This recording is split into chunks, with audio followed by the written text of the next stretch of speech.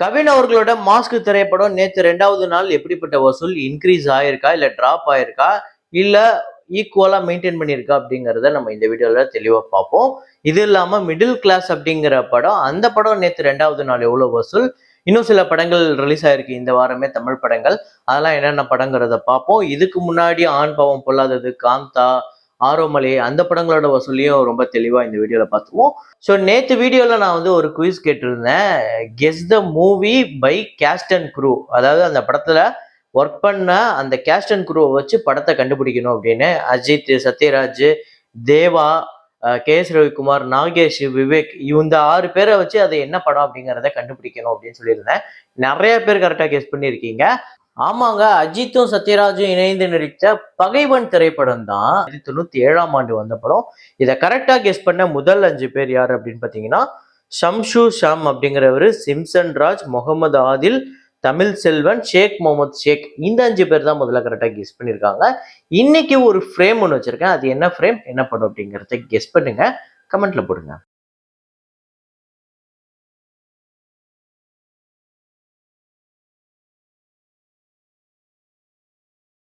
சிசு road to revenge அப்படிங்கிற Hollywood திரைப்படம் நேத்து 2வது நாள் இந்த படம் இந்தியால 79 லட்சம், டோட்டலா 1,37,00,000 வந்து வசூல் பண்ணியிருக்கு. ஒரு இன்க்ரீஸ் இருக்கு டே 1க்கும் டே 2க்கும். ஸோ டோட்டலா வேர்ல்டு வைடு $4.9 மில்லியன், 44 கோடி கிட்ட வருது இந்தியன் கரன்சி. Budget $12 million. எப்படி இருந்தாலும் இன்னைக்கு சண்டே இந்த படம் பயங்கரமா தூக்கிடும். ஸோ அப்புறம் ரொய் ரொய் பினாலி அப்படிங்கிற ஒரு அசாமிஸ் திரைப்படம் நேத்து ஒரு பயங்கர இன்க்ரீஸ் இருக்கு. ஸோ டே 23 இந்தியாவில் 65 லட்சம், டோட்டலாக 29 கோடி கிட்டே இந்த படம் வந்து வசூல் பண்ணியிருக்கு. 5 கோடி பட்ஜெட். லாலோ, ஸோ இந்த படம் சொல்லவே தேவையில்லைங்க, பெரிய கலெக்ஷன் எடுத்துட்டு இருக்கு. லாலோ கிருஷ்ணா சாதா சகாயத்தே அப்படிங்கிற இந்த படம் ஸோ நேற்று 44வது நாள் இந்தியாவில் 4 கோடி கிட்ட வந்து வசூல் பண்ணியிருக்கு. டோட்டலாக 81 கோடியே 42 லட்சம் இந்த படம் வந்து வசூல் பண்ணியிருக்கு. 7 கோடி பட்ஜெட். எனக்கு தெரிஞ்சு இந்த படம் போற போக பார்த்தா 100 கோடி வசூல் வந்துடும் போலயே. இதுதான் குஜராத்திலே முதல் 100 கோடி வசூல் படமா அமைய போதாங்கிறத பொறுத்திருந்து பார்ப்போம். ஏன்னா அப்படிப்பட்ட கலெக்ஷன் வந்துகிட்டு இருக்கு. அப்புறம் தே தே பியாரு தே 2 இந்த படத்தோட டே 9 இந்தியாவில் 4 கோடியே 79 லட்சம், உலகம் முழுக்க 5 கோடியே 65 லட்சம். டோட்டலா இந்த படம் 68 கோடியே 16 லட்சம் இந்தியாலையும், 86 கோடியே 21 லட்சம் உலகம் முழுக்க வசூல் பண்ணிருக்கு. 100 கோடி பட்ஜெட். நேத்து ஒரு இன்க்ரீஸ் இருக்கு, நல்லாவே இருக்கு. அப்புறம் மஸ்தி 4 அப்படிங்கிற படம் நேத்து டே 2 இந்தியாவில் 3 கோடியே 35 லட்சம், உலகம் முழுக்க 4 கோடி. 6 கோடியே 30 லட்சம் இந்தியாலையும், 7 கோடியே 10 லட்சம் உலகம் முழுக்க வசூல் பண்ணியிருக்கு. 50 கோடி பட்ஜெட். ஸோ மஸ்தி 4 நேத்து டே 2 ஒரு இன்க்ரீஸ் இருக்கு. டே 1க்கும் டே 2க்கும் கம்பேர் பண்ணும்போது ஒரு நல்ல இன்க்ரீஸே இருக்கு. ஆனா இது பத்தாது, நல்ல கலெக்ஷன் தேவைப்படுது. அப்புறம் 120 பகதூர் அப்படிங்கிற படம் டே 2 இந்தியாவில் 4 கோடியே 20 லட்சம், உலகம் முழுக்க 4 கோடியே 65 லட்சம். 6 கோடியே 78 லட்சம் இந்தியாலையும், 7 கோடியே 39 லட்சம் உலகம் முழுக்க வசூல் பண்ணியிருக்கு இந்த படம். இந்த படமுமே ஒரு இன்க்ரீஸ் இருக்கு. அப்புறம் 12A ரயில்வே காலனி அப்படிங்கிற படம் தெலுங்கு திரைப்படம் டே 2 ஆந்திரா தெலுங்கானால 78 லட்சம், உலகம் முழுக்க 98 லட்சம். டோட்டலா 1 கோடியே 58 லட்சம் ஆந்திரா தெலுங்கானாலையும், 1 கோடியே 98 லட்சம் உலகம் முழுக்க வசூல் பண்ணியிருக்கு. 10 கோடி பட்ஜெட்.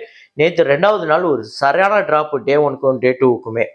அப்புறம் ராஜு வெட்ஸ் ரம்பை அப்படிங்கிற ஒரு தெலுங்கு திரைப்படம் டே 1 நம்ம அதை சொல்லல, இப்ப டே 2 பார்த்துருவோம். ஸோ டே 2 ஆந்திரா தெலுங்கானால 2 கோடியே 35 லட்சம், உலகம் முழுக்க 2 கோடியே 65 லட்சம். 3 கோடியே 70 லட்சம் ஆந்திரா தெலுங்கானாலையும், 4 கோடியே 10 லட்சம் உலகம் முழுக்க வசூல் பண்ணியிருக்கு. 6 கோடி பட்ஜெட். இந்த படம் டே 1 நல்ல கலெக்ஷன், டே 2 அதோட சூப்பர் கலெக்ஷன் வந்திருக்கு, ஒரு இன்க்ரீஸ் இருக்கு. அப்புறம் விலாயத் புத்தா அப்படிங்கிற மலையாள திரைப்படம் டே 2 பயங்கர டிராப் இருக்கு.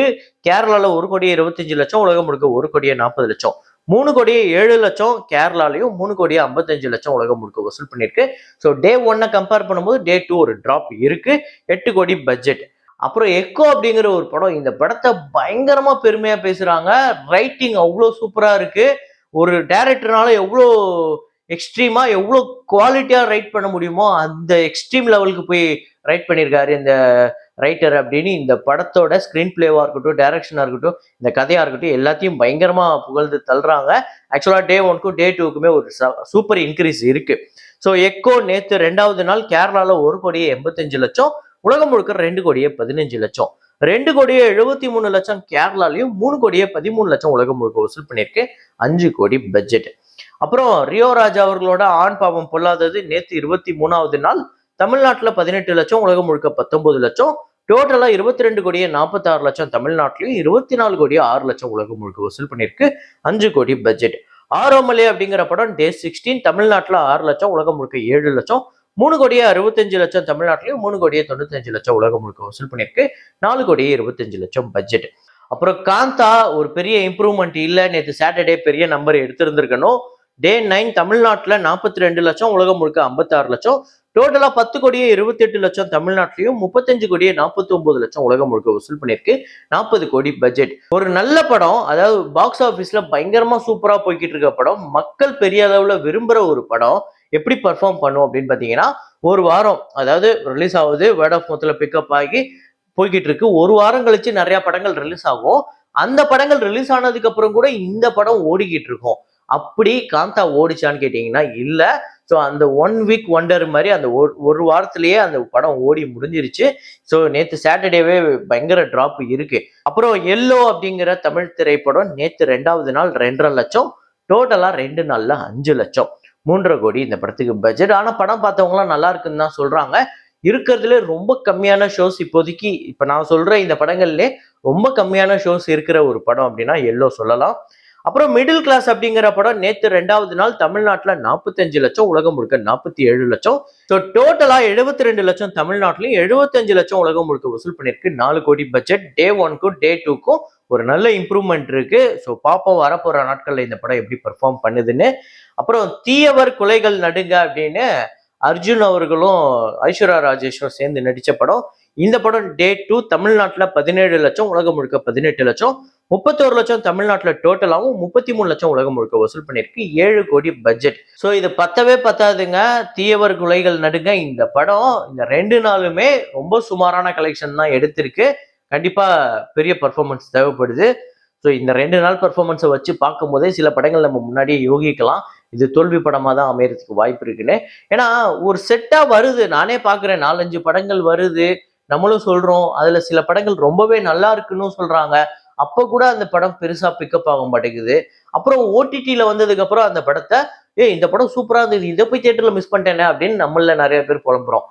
அப்புறம் கவின் அவர்களோட மாஸ்க் திரைப்படம் நேத்து 2வது நாள் ஒரு சின்ன இன்க்ரீஸ் இருக்கு. ஸோ நேத்து இந்த படம் தமிழ்நாட்டில் 1 கோடியே 44 லட்சம், உலகம் முழுக்க 1 கோடியே 55 லட்சம், டோட்டலா 2 கோடியே 74 லட்சம் தமிழ்நாட்டிலையும், உலகம் முழுக்க 2 கோடியே 95 லட்சம், பட்ஜெட் 12 கோடி. ஸோ டே 1க்கும் டே 2க்கும் ஒரு சின்ன இம்ப்ரூவ்மெண்ட் இருக்கு. கண்டிப்பா இந்த சண்டே வேர்ல்டு வைடு ஒரு 2 crore, அது வந்து தமிழ்நாட்டில் வந்து ஒரு கோடியே 75 லட்சம் 80 லட்சம் கிட்ட வந்தது அப்படின்னா இன்னும் சூப்பரா இருக்கும். அப்புறம் அதுக்கப்புறம் என்னதான் கலெக்ஷன் வந்தாலுமே மறுபடியும் வீக் டேஸ்ல அது பிக்கப் ஆகி போகணும்ல. ஸோ அந்த அளவுக்கு வீக் டேஸ்ல பிக்கப் ஆக மாட்டேங்குது நிறைய படங்கள் நம்ம பார்க்கும்போது. ஸோ மாஸ்க் அப்படி பிக்கப் ஆகுதா? நீங்க எத்தனை பேர் படத்தை பார்த்துட்டீங்க? உங்க எத்தனை பேர் படம் பிடிச்சிருக்கு அப்படிங்கிறத கமெண்ட்ல போடுங்க. இதே மாதிரி ஒரு வீடியோல இதே மாதிரி கலெக்ஷன் ரிப்போர்ட்ல மீண்டும் நான் உங்களை சந்திக்கிறேன். Signing off Rahman.